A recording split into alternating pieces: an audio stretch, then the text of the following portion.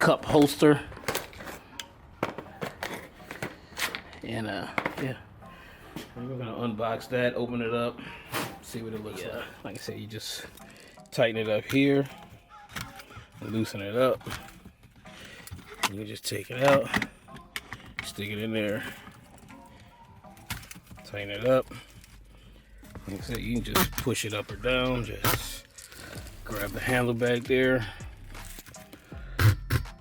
just lift it up.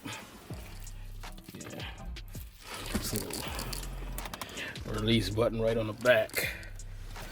So tighten that up. Hit the release, boom. Tilts. That seat's pretty sturdy. Yeah, so really simple, really easy. You don't have to stick anything on your windshield, anything on your dash or in your vents.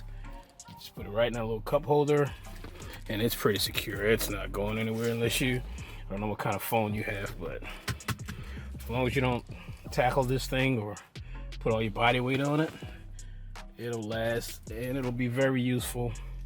And like I said, I don't have any like shifting right here. I got this little rotary shift, so you don't have enough space right there. Like I said, I do ride share, so Uber, Lyft, DoorDash, stuff like that. So this comes in pretty handy.